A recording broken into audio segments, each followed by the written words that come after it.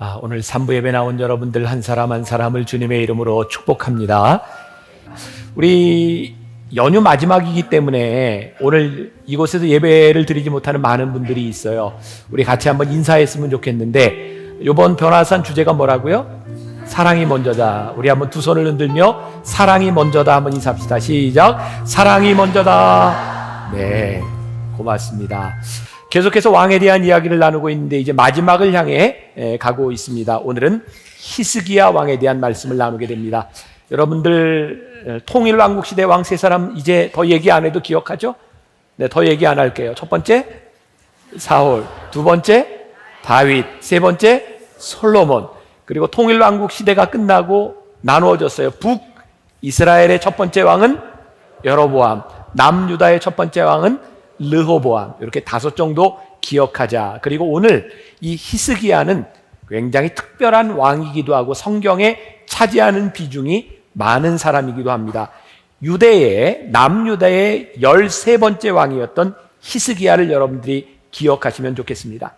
오늘 말씀을 준비하면서 저에게 떠오른 단어가 하나 있습니다. 그것은 바로 은혜였어요. 은혜. 히스기야에 대한 사람을 이렇게 한 번에 평가하기는 참 힘든 사람입니다. 그러나 그의 삶의 가운데 하나님의 은혜가 임했던 것은 분명하고요. 제가 이 왕에 대한 이야기를 여러분들과 함께 나누면서 역사가 우리들에게 가르쳐주는 것이 참 많다. 역사는 우리들의 거울이기도 합니다. 여러분들에게 한번 묻겠어요? 이 왕에 대한 말씀을 벌써 12번째 듣고 있는데 여러분들의 신앙이 좀 자랐습니까?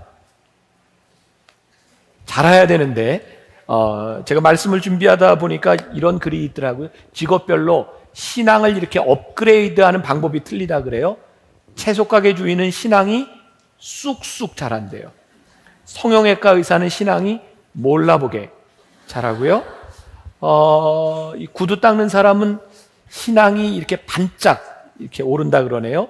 목욕탕 주인은 좀 때를 기다리며 이렇게 신앙이 아무튼 뭐 여러 가지가 직업별로 많이 나와 있는 자동차 세일즈면은 차차 이렇게 하기도 하고 제가 중요한 건 여러분들이 신앙이 좀 자랐으면 좋겠다. 여러분들의 삶에서 여러분들이 처한 곳에서 이 말씀을 여러분들이 들음으로 인하여 여러분들이 신앙이 자란다는 게 얼마나 중요한 일인가. 이 히스기야를 보면 3가지 중요한 사건이 있었던 것 같아요. 첫 번째, 히스기야의 삶에 가장 충격적인 일은 그가 살아생전에 그의 통치 시절에 애증 관계에 있었던 북이스라엘. 여러분들 북이스라엘과 남유다, 여러분 북한과 남한을 생각하면 좋을 것 같아요. 우리들이 북한하고 이렇게 등지고 있지만 북한이 다른 나라하고 운동 경기를 하면 누구를 응원해요? 북한을 응원 안 하세요? 북한이 우리들과 적대적인 관계에 있어도 우리의 민족입니다. 이 남유다와 북이스라엘이 그런 관계였던 것 같아요. 그런데 이 히스기야의 왕 때 북이스라엘이 아수르에게 멸망당합니다. 북이스라엘이 사라져버려요. 그것을 보았던 이 히스기야에게 어떤 마음이 들었을까요? 지금까지 우리가 계속 보았지만 우상 숭배하는 그 북이스라엘에 대해서 하나님께서 끊임없이 경고하셨는데 그 경고를 받아들이지 못했던 그 북이스라엘이 멸망하는 것을 보았던 히스기야는 깜짝 놀랐을 겁니다. 히스기야는 제일 처음으로 그 멸망을 바라보며 종교 개혁을 시작합니다. 성전을 수리하고 우상의 단을 제거하고 성전의 제사를 회복하고 백성들에게 감사 제물을 드리게 하고 첫 열매를 드리게 하고 11조를 드리도록 하고 유월절을 회복하고 종교 개혁이 일어납니다. 그 결과가 역대하 30장 26절부터 27절까지에 나와 있습니다. 같이 한번 볼까요? 어떤 일이 일어났는지. 예루살렘에 큰 기쁨이 있었으니 이스라엘 왕 다윗의 아들 솔로몬 때로부터 이러한 기쁨이 예루살렘에 없었더라.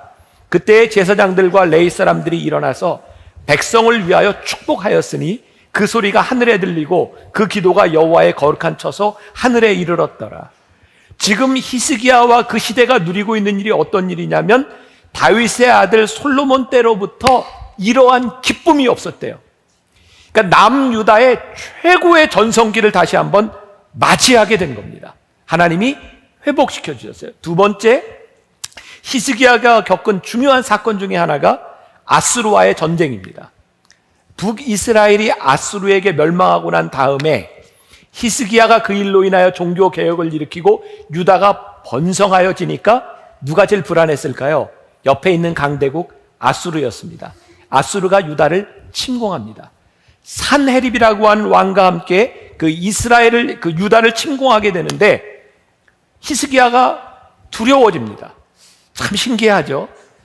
종교 개혁을 하고 이런 기쁨을 체험한 사람이었음에도 불구하고 외적이 침입하니까 두려웠던 겁니다. 여러분, 아무리 여러분들 신앙생활을 열심히 하고 하나님을 믿고 기도해도 두려운 일들이 여러분들에게 옵니다. 우리가 정말 착각하지 말아야 될 것이 있어요. 여러분들이 신앙생활을 잘한다고 여러분들이 슈퍼맨이 되지 않습니다. 우리는 아무리 신앙생활을 잘해도 연약하고 우리들에게는 수없이 많은 문제들이 옵니다. 그럼 신앙은 무엇인가? 두려움이 찾아왔을 때 어떻게 두려움을 이기느냐가 신앙인지 아닌지를 보여줄 뿐입니다. 히스기야가 신앙인이었음에도 불구하고 그에게 두려움이 찾아왔고 그는 그 두려움 가운데서 어떻게 하면 아수르 군대가 물러가겠습니까? 이것을 하나님께 묻지 않고 산헤립 아수르 왕에게 묻습니다. 그랬더니 아수르 왕이 뭐라고 얘기하냐면 은 300달란트와 금 30달란트를 가져오라. 달란트는 무지무지하게 큰 액수고요. 이것을 산헤립에게 주기 위해서 히스기야는 여호와의 성전과 왕궁에 있는 모든 은과 금, 그것도 모자라서 왕궁과 성전 기둥에 있는 은과 금까지 다 긁어다 산헤립에게 바칩니다. 문제가 해결되지 않았습니다. 오히려 산헤립은 히스기야를 농락하고 유다를 조롱합니다. 근데 히스기야가 괜찮은 왕이었던 것은 이 조롱 가운데서 선지자 이사야가 지적하는 것을 받아들입니다. 여러분, 지도자가 자기의 부족함을 지적하는 것을 받아들이는 게 결코 쉽지 않습니다. 오히려 자기가 잘못을 알고 있는데도 누가 잘못을 지적하면 화가 납니다. 대부분의 사람들. 히스기야는 하나님 앞에 무릎 꿇고 기도합니다.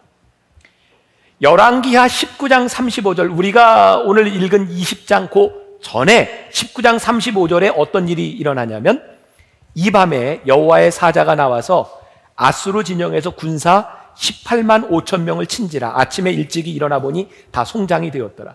여러분, 이게 역사에 기록되어 있는데요, 어떤 성사학자들이 이렇게 이야기합니다. 아마 18만 5천 명이 한꺼번에 죽은 것은 전염병이 돌았을 것이다. 거기에 무슨 일이 일어났는지 우리는 모릅니다. 그러나 아침에 되었을 때 18만 5천 명의 병사들이 아수르 군대가 죽습니다.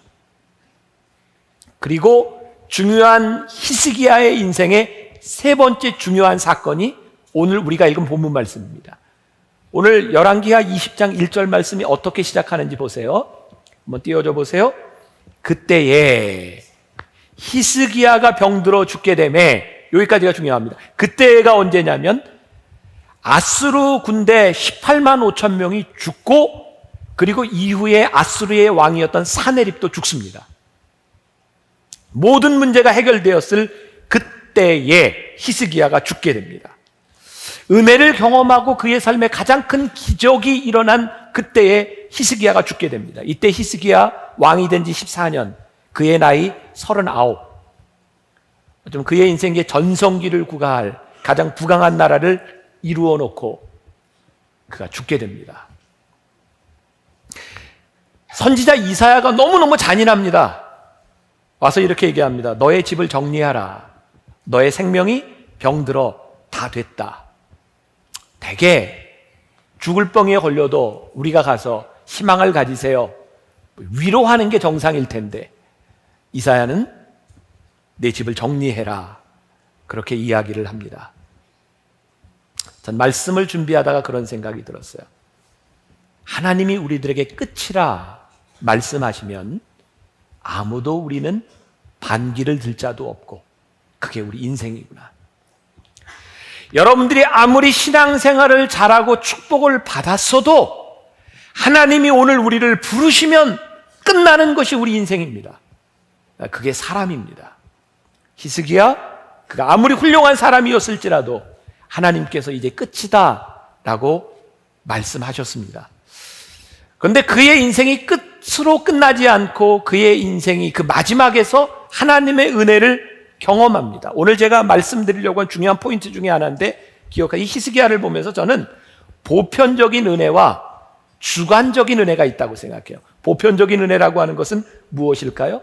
히스기야가 죽게 되었을 때에 그에게 이야기했던 이사야의 이야기를 듣고 그가 하나님 앞에 기도합니다. 자, 여러분, 지금 12주를 오는 동안 정말 동일한 어떤 패턴이 있어요. 이스라엘과 유대의 왕들이 처음부터 나쁜 사람도 아니었고 그들이 종교 개혁도 시도해보고, 그런데 그들은 또 타락하고 또 우상 숭배하고, 근데 그때마다 하나님이 그냥 두시지 않고 늘 경고하십니다. 몇 주 전에 제가 그런 말씀 드렸죠. 하나님이 우리를 경고하시면 우리를 심판하시기 위함이 아니라 경고 가운데는 우리를 향한 하나님의 사랑이 있다고. 히스기야가 죽게 되었을 때, 아니 혹시 여러분들의 삶에 마지막이 되었을 때, 심판의 때를 맞이했을 때 우리는 그곳에서 은혜를 봅니다. 어떤 은혜냐면 보편적 은혜를 봅니다. 모든 사람들에게, 의인과 선인에게 동일하게 하나님이 주시는 보편적인 은혜입니다. 내가 돌아오면 살 수 있어. 히스기야가 병들어 죽게 되었습니다. 하나님을 아무리 잘 믿어도 우리들에게 병은 찾아옵니다. 이것은 인간이 극복할 수 있는 것이 아닙니다. 여러분들이 기도하고 신유의 역사를 통해서 병이 나음을 받아도 또 병들어 죽습니다. 그게 우리의 인생입니다. 근데 그때마다 우리들의 삶에 하나님이 보편적인 우리 기회들을 우리들에게 주시는데, 문제는 그 보편적 은혜를 주관적 은혜로 체험하지 못하고 사는 사람도 있고, 그 보편적 은혜를 주관적 은혜로 체험하고 사는 사람도 있는 거죠. 히스기야는 그의 죽음의 위기 가운데서 이사야가 내가 죽게 되었다라고 이야기할 때 보통 인간들의 선택이 되게 원망입니다. 히스기야는 원망을 선택하지 아니하고 하나님 앞에 무릎 꿇고 기도합니다. 히스기야가 중요한 것은 우리들이 신앙생활을 하면서 이 히스기야의 이야기가 많이 나오기 때문입니다. 오늘 본문 말씀 2절과 3절 우리가 잘 아는 이야기입니다. 같이 봉독합니다. 히스기야가 낯을 벽으로 향하고 여호와께 기도하여 이르되, 여호와여 구하오니 내가 진실과 전심으로 주 앞에 행하며 주께서 보시기에 선하게 행한 것을 기억하옵소서 하고 히스기야가 심히 통곡하더라. 오늘 이 기도를 통해서 보편적 은혜가 주관적 은혜로 변하는 순간입니다. 혹시 여러분들은 그런 의문을 이렇게 안 가지시는지 모르겠지만, 저는 말씀을 준비하며 묵상하다가 제가 이전에 어렸을 때부터 늘 들어왔던 히스기야의 이야기는 뭐냐면, 하나님께서 히스기야의 눈물과 그의 통곡을 보시고 고쳐주셨다는 거예요. 우리는 거기에만 초점을 많이 맞췄던 것 같아요. 제 말씀을 준비하다가 여러 성경 버전을 보았어요. 이게 정말 이게 어떻게 된 건가? 그랬더니 동일하게 나오는 게 있어요. 하나님께서 히스기야의 기도를 들으셨고 listen, 그리고 그의 통곡을 보셨다. 영어로 observe라고 하는 말도 쓰고 있습니다. 근데 하나님이 들으신 게 뭔지 아세요? 그의 울음소리를 들으셨을 뿐만 아니라 뭘 들었냐면 히스기야의 기도를 들으셨어요. Listen to his prayer. 그의 기도를 들으셨다라고 되어 있는데, 그가 뭐라고 기도하냐면, 여호와여 내가 진실과 전심으로 주 앞에 행하며 주께서 보시기에 선하게 행한 것을 기억하옵소서. 히스기야의 기도를 바라보며 적어도 우리의 삶의 위기 가운데 하나님 앞에 이런 기도를 할 수 있는 것은 참 중요하겠다. 대부분의 많은 교회들이 주일 낮 예배 때가 되면 장로님들이 대표 기도를 하세요. 저희 교회는 대표 기도를 안 하고 성경 봉독을 하시는데, 대표 기도를 하는 장로님들의 패턴이 있어요. 기도하는 패턴이. 일단은 이 세상 만물을 창조하시고 주관하시는 하나님으로 시작해서 우리들의 삶을 늘 회개하죠. 우리들이 지난 주간에도 벌레만도 못하게 살아왔는데 하나님 또 우리를 용서하여 주셔서 오늘 이 자리에 불러주심에 감사하며, 아무튼 이게 패턴이 있어요. 저는 그 기도를 들을 때마다 참 언제까지 우리는 벌레만도 못하게 살 것인가, 하여튼 매주 와서 벌레만도 못하게 산 것에 대한 회개를 해요. 언제가 저에게 그런 생각이 들었었습니다. 하나님, 그런 기도 말고요, 내가 벌레처럼 살지 않기 위해서 이렇게 몸부림치다 여기 왔습니다. 그렇게 기도할 수 없을까? 기도는 두 종류가 있다. 하나는 패배자의 기도가 있고 하나는 투사의 기도가 있다. 근데 정말 많은 크리스찬들이 하나님 앞에 나올 때마다 맨날 패배자예요.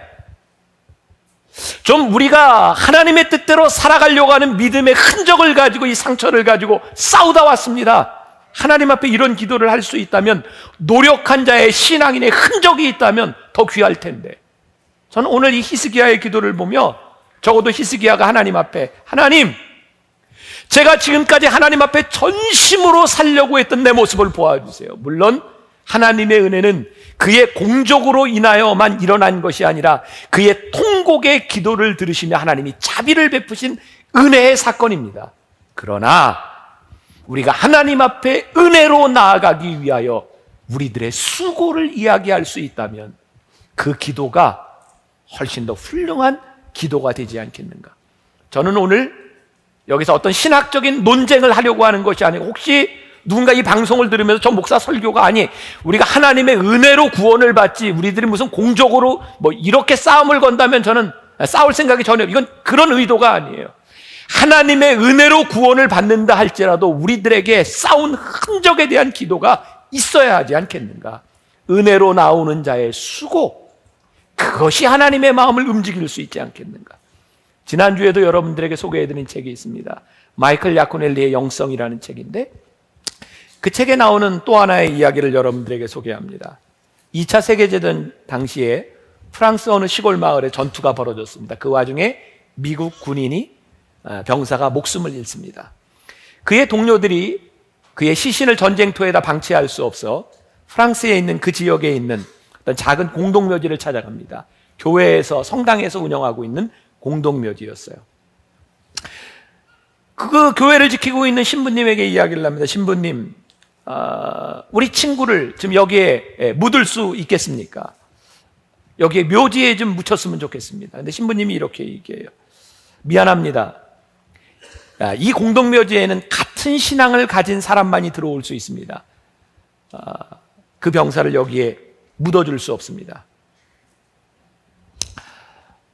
친구들이 너무너무 실망했고요. 신부님은 이렇게 얘기합니다. 그렇지만 이 울타리 밖에 묻는 것은 괜찮습니다. 서운하지만 울타리 밖에 시신을 묻고 돌아갑니다. 그런데 그 다음 달이 되었을 때 갑자기 이제 그 전출 명령이 나고 사람들이 다 떠나가게 되는 상황에서 그 친구의 시신이 제대로 묻혔는지 보기 위해서 다시 그 공동묘지로 갑니다. 근데 그 시신이 보이지 않는 거예요.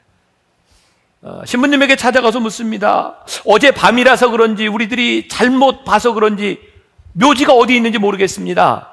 그때 신부님이 이렇게 말을 합니다. 어젯밤 당신들이 떠나간 후에 내가 잠을 이룰 수 없었습니다. 그래서 오늘 아침 일찍 일어나 내가 울타리를 옮겨 놓았습니다. 이 마이클 야코넬리가 그 책에서 이런 말을 합니다. 예수님은 우리들의 삶의 울타리를 옮겨 놓는 것 이상의 일을 하셨습니다. 하나님께서 울타리를 옮겨 놓으신 그 위대한 일은 울타리 밖이라도 묘지를 묻었던 수고가 있었기 때문에 울타리가 넓혀집니다. 우리는 하나님의 은혜를 그냥 아무것도 아니라고 생각할 때가 참 많이 있는 것 같습니다. 그러나 은혜로 나아가는 여러분들의 수고가 하나님의 은혜의 울타리를 넓혀주는 것입니다. 우리가 하나님을 믿으면서 수고하지 않고 행하지 아니하고 실천하지 않으려고 하는 것은 하나님의 은혜를 우리들이 너무 잘 이해하지 못하는 것은 아닐까. 히스기야는 하나님의 은혜를 경험했습니다. 근데 그가 경험한 하나님의 은혜를 잃어버립니다. 히스기야는 어떻게 참 판단하기 힘든 사람 중에 하나이기도 합니다. 그가 응답을 받고 그의 생명이 15년이 연장됩니다. 여러분들 잘 아는 이야기죠? 해를 뒤로 옮겨서 하나님이 증표로 보여주십니다.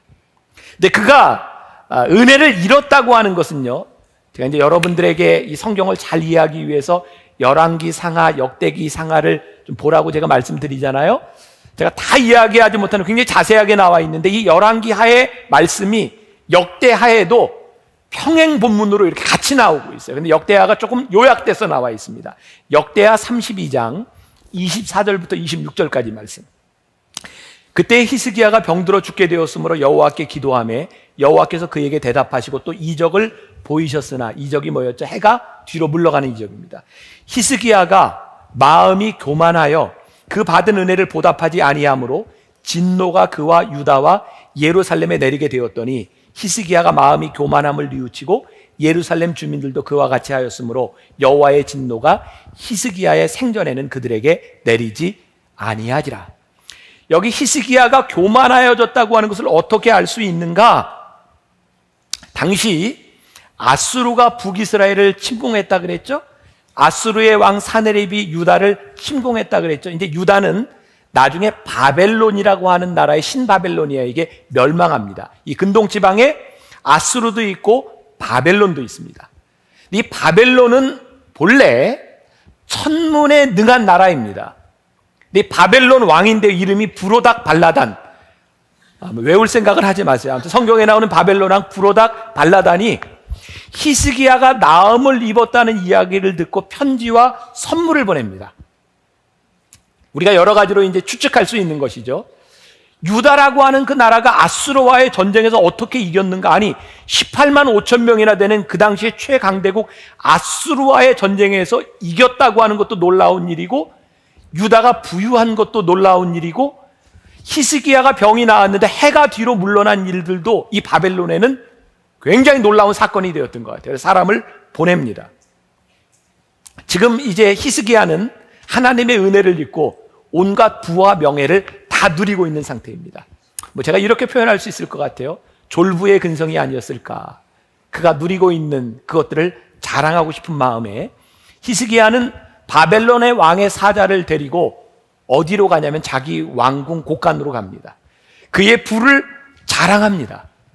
이 교만이라고 하는 놈이요, 우리가 조금만 방심해도 우리 가운데 이렇게 찾아오는데, 여러분 이제 제가 설명이 좀 필요하겠죠. 우리들의 삶의 신앙의 공적, 우리들의 믿음의 삶이 필요합니다. 근데 우리들의 공적이 하나님의 은혜로 살아가는 것을 우리들이 잊어버리는 순간 공적이 교만이 됩니다. 이전에 히스기야는 하나님께 그가 살았던 믿음을 기억해달라고 기도합니다. 그것은 하나님 앞에 겸손입니다. 근데 어느 날 히스기야가 하나님을 생각하지 아니하고 그의 믿음의 공적을 자랑하기 시작합니다. 그에게는 하나님이 없습니다. 자랑이 아닌 기억해달라고 하는 교만이 사라져버린 그의 공적, 거기에는 하나님의 영광이 존재하지 않습니다. 하나님의 속성을 우리들이 잘 알아야 합니다. 하나님의 성품을 잘 알아야 합니다. 하나님은 우리의 교만함을 가장 미워하시는 분이십니다. 다시 말하면 우리들이 하나님 앞에 겸손할 때 하나님은 우리를 통해서 영광을 받으시기를 원하시는데, 우리들이 하나님의 영광을 가로채는 순간 하나님이 우리를 버리십니다. 이게 하나님의 성품입니다. 그러니까 저는 신앙이 정말 마치 외주를 타는 것 같은 우리의 믿음을 지키지 않으면 우리들이 정말 쉽게 타락할 수 있구나. 하나님의 은혜로 우리들이 하나님을 경험하고 우리들이 축복을 받았는데, 이 축복으로 하나님 앞에 영광을 돌리지 못하면 하나님이 우리를 버리실 수도 있겠구나. 이게 신앙의 본질적인 부분인 것 같아요. 어떤 책에 보니까 그런 글이 나와 있더라고요. 어떤 사람은 한 손에 선물을 들고 있습니다. 선물을 계속 쳐다봅니다. 어떤 사람은 선물을 쳐다보다가 그 선물을 준 사람을 바라봅니다. 어떤 사람이 바람직한 사람일까요? 마치 이런 겁니다. 여러분, 탐욕이라고 하는 것과 감사의 차이가 뭔지 아세요? 똑같은 축복을 받았는데, 똑같은 것을 받았는데 우리의 눈이 그 선물에만 집중하기 시작할 때 탐욕스러워집니다. 근데 우리들이 똑같은 것을 받았는데 그것을 주신 분에게로 우리들의 눈길이 갈 때 감사합니다. 오늘 히스기야의 문제가 무엇인가요? 하나님이 그를 축복해 주셨는데 그가 하나님의 얼굴을 바라보지 아니하고 그에게 주어진 축복에 집중합니다. 아니, 생각해 보세요. 바벨론의 왕이 사람을 보내서 뭘 알고 싶었을까요? 도대체 유다가, 히스기야가 병이 났고 이렇게 부유한 이유가 무엇일까?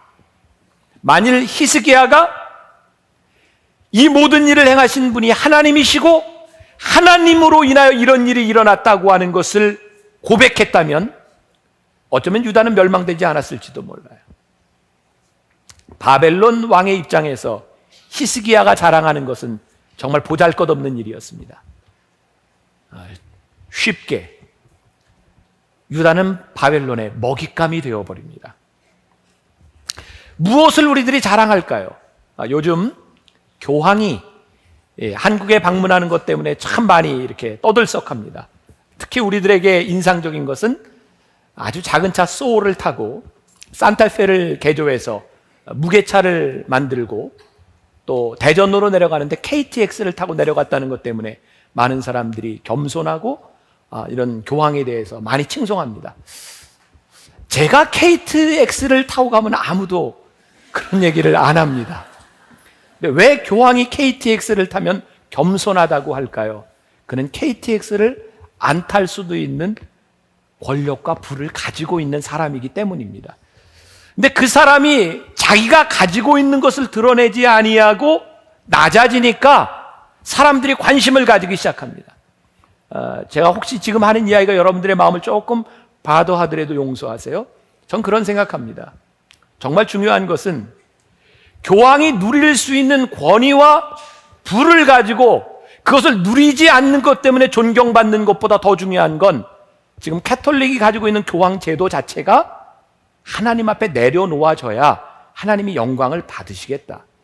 여러분, 캐톨릭에 대해서만 이야기하는 것이 아니라 오늘날 이 한국 교회를 바라보며 왜 하나님의 은혜가 떠나갔는가? 이유가 너무나 명백하게 이 히스기야의 왕을 통해서 우리들에게 드러나는 겁니다. 하나님이 한국 교회를 축복하셨습니다. 인류의 역사상 유례 없이 한국 교회는 너무너무 부흥했어요. 수십 년 만에 교인이 1000만을 넘어선 이런 유례가 없는 복음화의 민족, 유례가 없는 커다란 건물들로 하나님이 한국 교회를 세워주셨는데 한국 교회를 통해 하나님의 영광이 드러나지 않는 겁니다. 하나님이 하나님의 은혜를 거두실 수밖에 없는 거예요. 지난번 대통령이 장로였기 때문에 우리가 얼마나 좋아했어요. 장로를 통해서 드러난 것은 하나님의 영광이 아니라 고소영, 어디에도 하나님의 영광이 드러나지 않는 겁니다. 오늘 우리들에게 주는 정말 중요한 도전이 무엇입니까? 우리가 왜 수치를 당하고 있습니까? 하나님의 영광을 자랑하지 않기 때문에 우리들이 수치를 당하게 되었다는 것.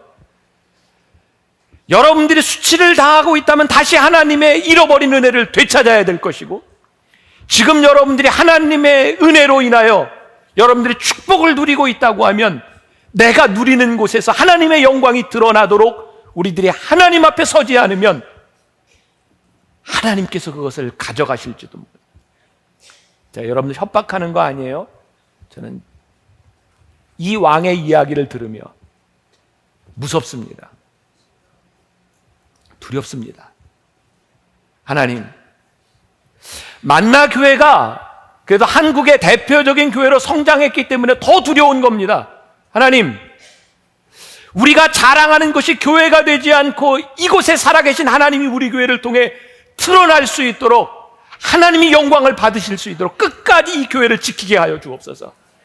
제가 더 두려운 건, 저도 제 나이에 이 정도 교회를 목회한다고 하는 것 때문에 여러분들의 영적인 리더인 제가 저를 통해 하나님의 영광이 드러나야 될 터인데 다른 것들이 드러나고 하나님께서 하나님의 영광을 거두어 가시면 어떡하나, 이것이 너무너무나 두려운 일이고, 여러분들이 이 만나교회에서 신앙생활을 하면서 하나님께서 주신 하나님의 은혜와 축복이 여러분들의 자랑을 통하여 가리워질 때 하나님이 그 은혜를 거두어 가시면 어떡하나. 다행스러운 것은 제가 보편적 은혜가 우리들에게 주관적 은혜가 될 수 있다고 이야기했는데, 히스기야가 하나님 앞에 회개함으로 인하여 하나님께서 그의 당대에 그를 심판하지 않으시고 그를 살려두십니다. 오늘 여러분들과 함께 우리들이 그런 기도와 믿음의 고백이 필요할 것이라는 생각해요. 지난주에 우리도 불렀던 찬양입니다. 오소서 진리의 성령님, 하늘 가르고 임하소서. 오늘 진리의 영이 하늘을 가르고 우리들에게 임하신 성령님 앞에서 우리들의 교만함 하나님 무너져 내리게 하시고, 하나님 우리들에게 주신 축복으로 인하여 가리워진 하나님의 영광이 있다면 다시 하나님의 영광을 드러내는 하나님의 백성들이 되게 하여 주옵소서. 이 나라와 이 민족을 위해 하나님의 영광이 드러나고, 대한민국의 역사를 바라보며 무릎 꿇어 기도하던 사람들이 아니면 설명되지 않는 이 민족의 역사가 왜 교회가 이렇게 수치스러워지고 하나님이 영광을 받으시지 못할까? 저는 회복되리라고 믿습니다. 왜? 하나님께서 돌이키는 자를 버리지 아니하신 것을 우리는 역사의 거울을 통해서 보기 때문입니다. 히스기야를 통해서 보기 때문입니다. 다시 한번 우리를 통해 하나님의 영광이 드러나도록 진리의 성령님 앞에 우리의 모습을 내어놓고 기도할 수 있는 여러분들이 되시기를 주님의 이름으로 간절히 축원합니다.